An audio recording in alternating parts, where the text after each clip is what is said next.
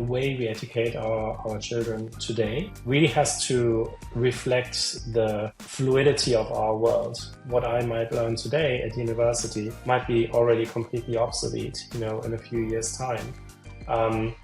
So if I don't learn how to think, and if I don't learn how to solve problems, if I don't know how to ingest new information and apply it to solving a task, I will be in deep, deep trouble.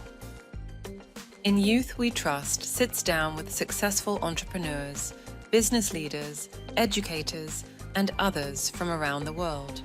We spotlight how individuals and organizations are shaping a better world, directly or indirectly, for the coming generations through their focus on sustainability, equity, education, and more to empower young people to create the future they deserve. And now, in Youth We Trust. In today's episode of In Youth We Trust, I talk to Sebastian Peck, a seasoned investor in the fields of sustainable real estate, mobility, and education. Sebastian surprises me by taking the perspective of a parent when I talk to him about issues such as AI and sustainability.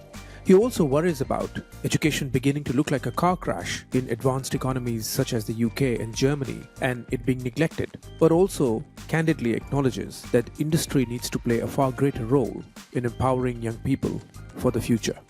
Good morning, Sebastian, and welcome to In Youth We Trust podcast. Thank you for joining the show. Good morning, Prashant. It's great to see you again.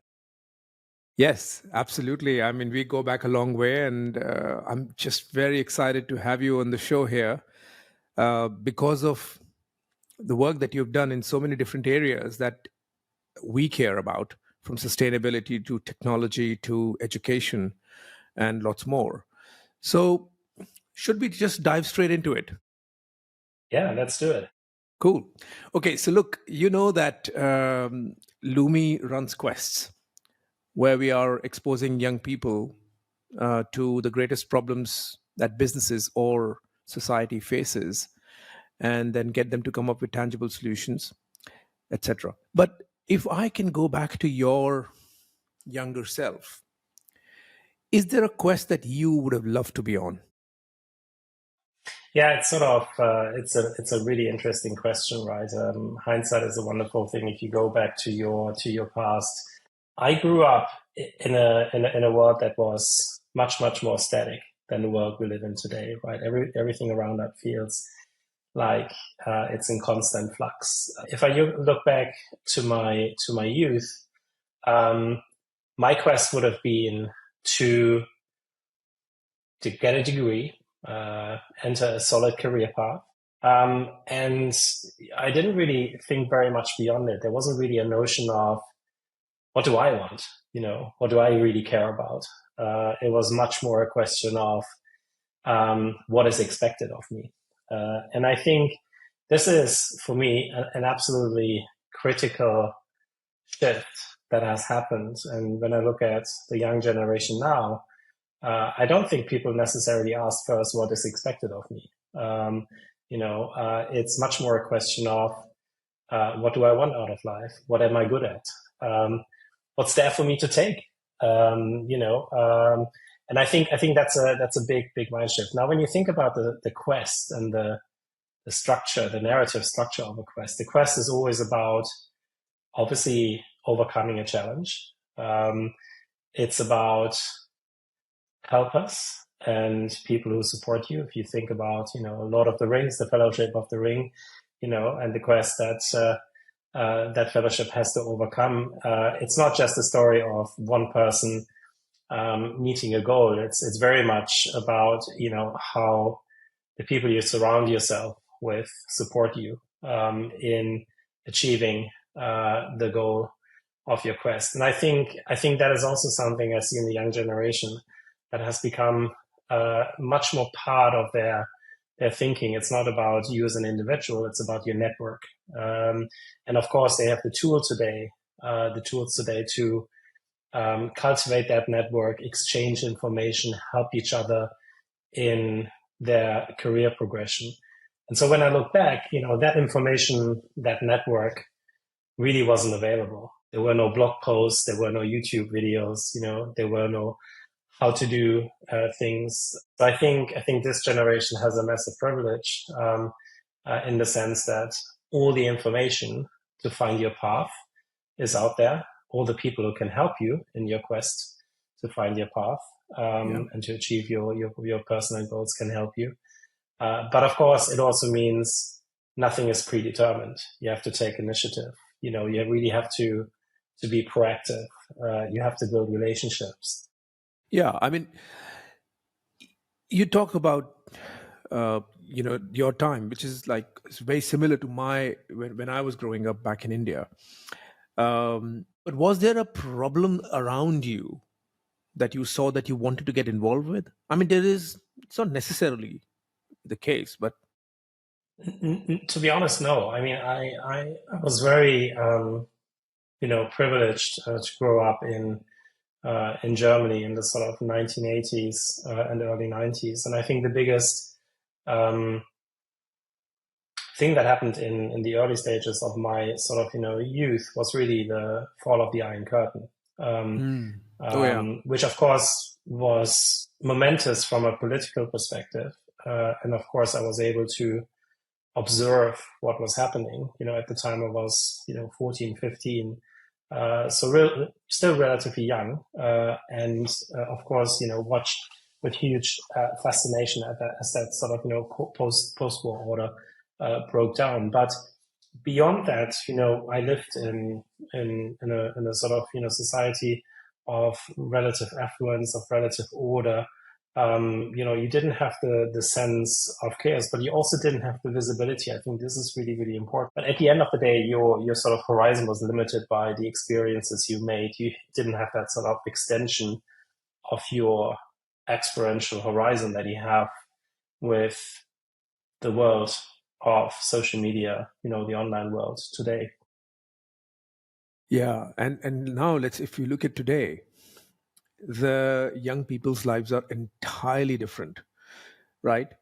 And it raises a question, which I'm curious to get your perspective on that today you not only have an awareness, you also therefore have resulting anxiety, whether it's the rise of AI, which is interesting, or it is climate change. So do you think that it is necessary today to involve these people, either formally or informally, in these issues, or do you think that's a distraction? I think if you look at Instagram, TikTok, you're continuously bombarded with what apparently the good life looks like. What good professional goals look like, what you should be doing. And of course, that can create the sense of missing out. It can create the sense of, am I good enough? And so I think it creates a different kind of pressure to the kind of pressure we had certainly as well in terms of meeting, let's say, our parents' expectations. In a sense, here someone else is setting the benchmark. It's a global community of people who are creating content.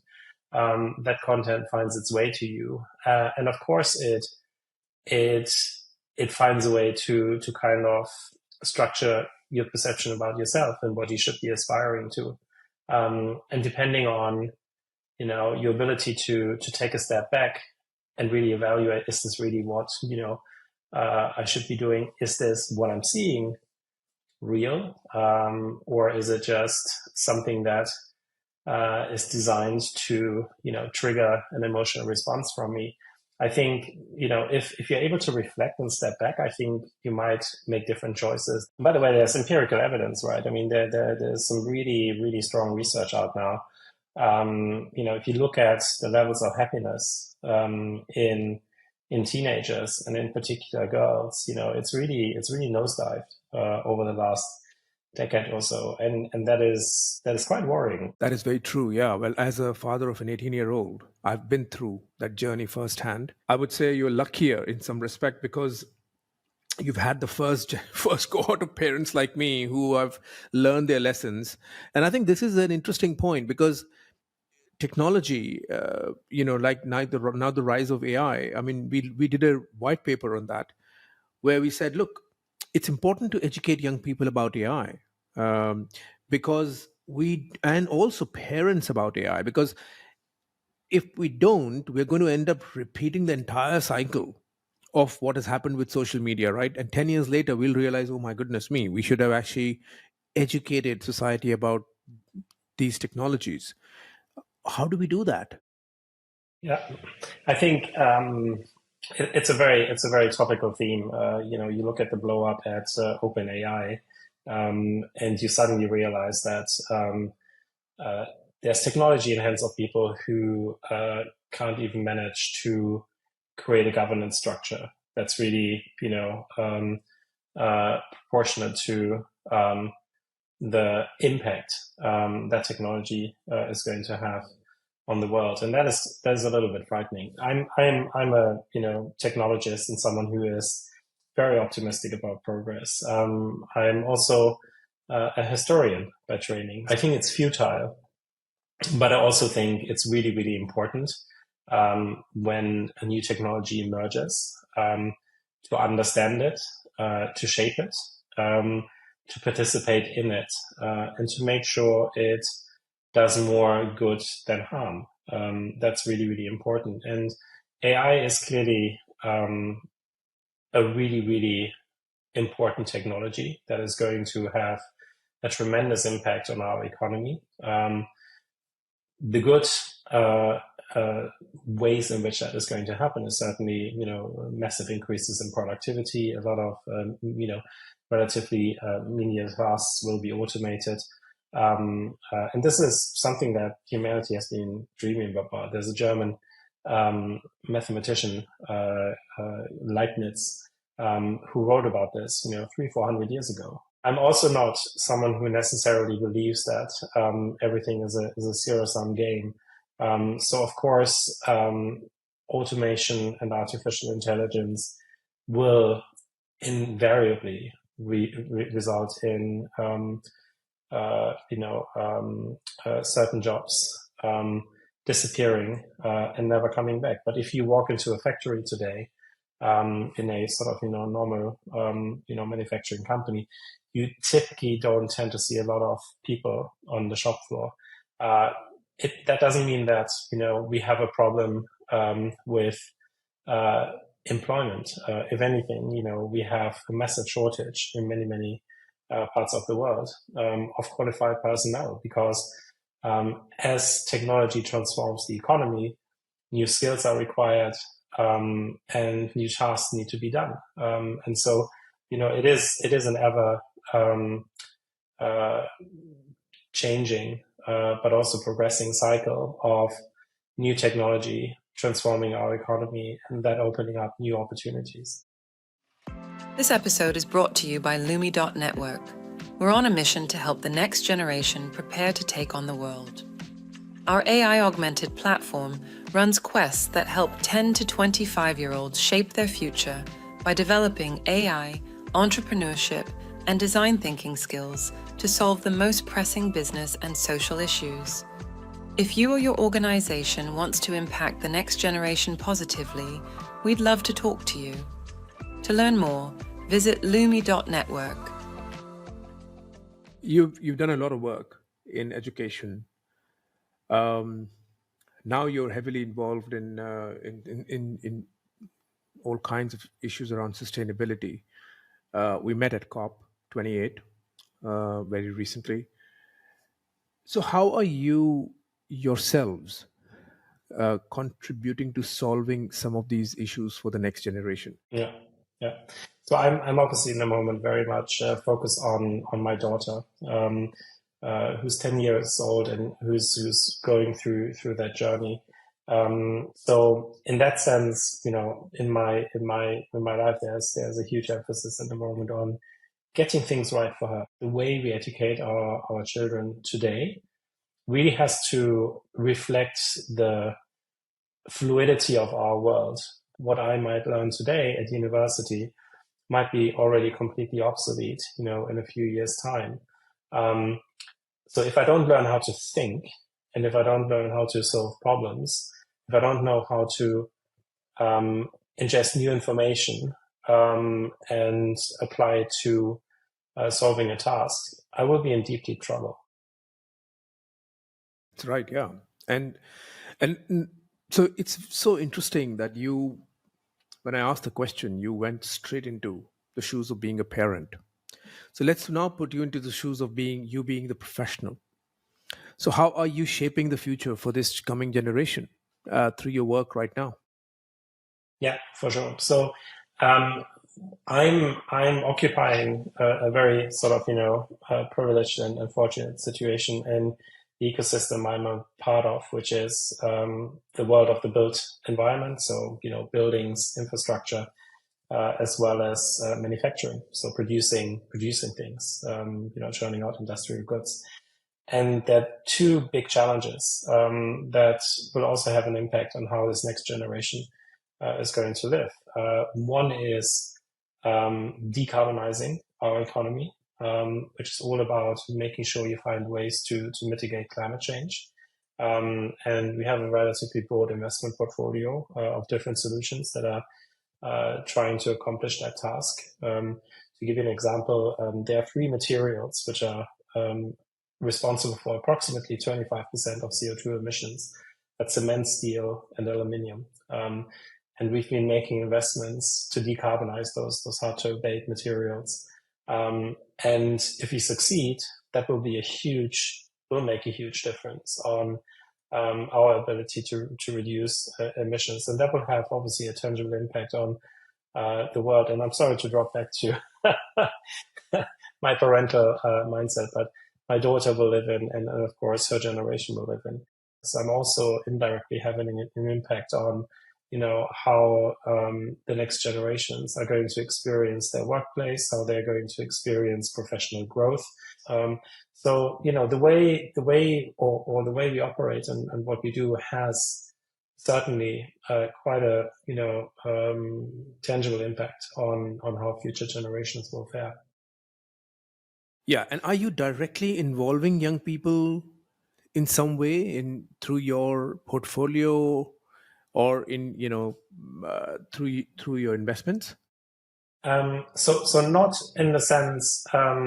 Of course, I mean we have a team that is, I would say, relatively young, and we invest very often in entrepreneurs who are relatively young, but we don't really have a process, and I think that's really the question you're asking, to incorporate the perspective of the young generation and to look at our investments through that lens. We do that for sustainability considerations, whether it's emissions, whether it's societal impact, whether it's other factors, but not specifically through the lens of youth. It's an interesting suggestion. I haven't really sort of thought about it in quite that way, but if what I've just said is true, then this is definitely something to consider. Yeah, it is beneficial, but of course, at the same time, structure is important, and I think distraction also needs to be considered for both sides, for business as well as for these young people. I mean, today's young people are busy. They're busy also because they've got a lot of social media activity, but even otherwise, the pressures on them are quite significant. So I'm glad that you are actually thinking, at least now, that there could be a benefit. I certainly have seen that, Sebastian, that the kind of innovative ideas and lateral problem solving that you get from young people often surprises you on topics where you least expect it. It raises another question. Involving young people is one thing. Involving them or preparing for them for this coming future equitably is quite another. Do you see that there's a big divide in how in COP28, for example, they talked about the global north and the global south when it comes to young people?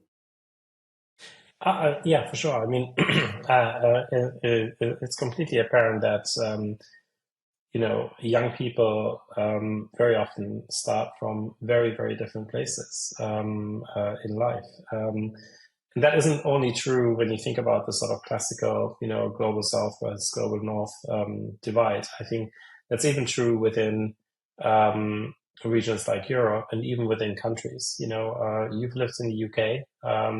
There's a perennial debate about the state versus the public school system, and the sort of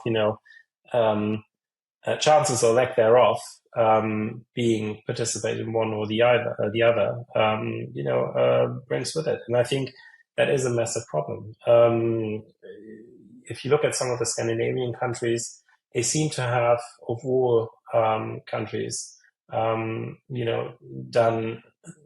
probably the best job in building an education system that is very inclusive. I don't think you will ever be able to completely level the playing field, but I also think that especially the very best institutions have an obligation to share their insights, their know-how, their approach to education with those parts of the world that probably don't have that know-how and are not in a position to provide for the best education for the broadest number of people. There's something really, really profound here that isn't just solved by money. It's also solved by, the people who are responsible at a political level, how they think about and approach the way they educate their future elites. I think India is a really fascinating example. In fact, education plays a massive role in India. And if you actually look at Silicon Valley and a lot of the big tech companies, you have Indian CEOs. That's a really, really striking development. And a lot of it has to do with, the quality, that certainly the sort of, best parts of the Indian education system, the quality of people that system produces. But India is also a classic example of, that access to opportunity isn't distributed equitable.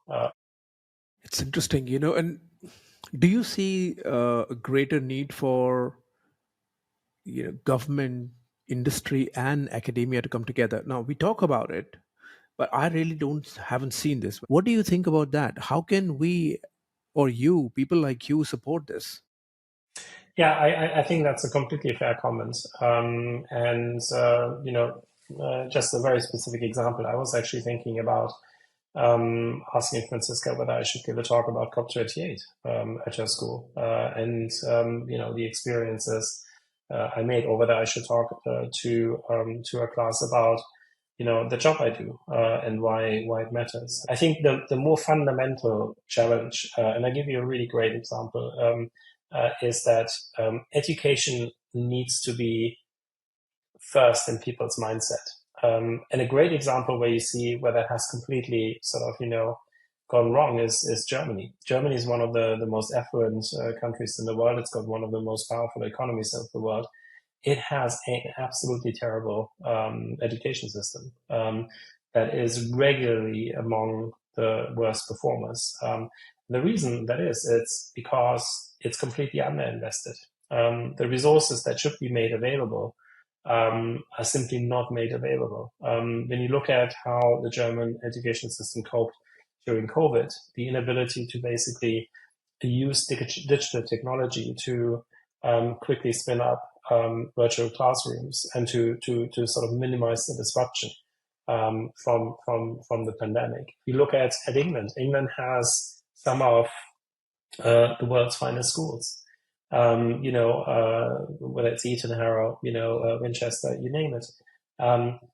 It has all the knowledge on educational methods that you would think it needed to succeed to develop an education system that is as inclusive as possible and churns out some of the best graduates in the world, and really contributes to Britain becoming, the preeminent knowledge worker society. And yet it's a complete and utter failure. So I think I completely sympathize with the headmaster who says, I want to see more initiative from the government. But I think it goes deeper than that. It goes deeper in the sense that a society needs to understand its future welfare, its future prosperity, all comes down to education. How interesting. Well, let's move to the future. And, I'm conscious of the time as well. So we started to talk in between about AI. Tell me, when you think about the future from your perspective as a leader in sustainability and someone who's a technologist, what is your wildest prediction about what the world might look like 20 years from now? I can tell you what I hope the world will look like. I'm not sure whether that is going to play out, but I very much hope that artificial intelligence is vastly accelerating our ability to discover materials and new scientific approaches to solving topics like climate change. There was a paper published a couple of weeks ago in Nature that basically showcased the work that DeepMind had done in applying its AI to material discovery. And I think they unearthed 350,000 possible synthetic materials and started to producing some of them.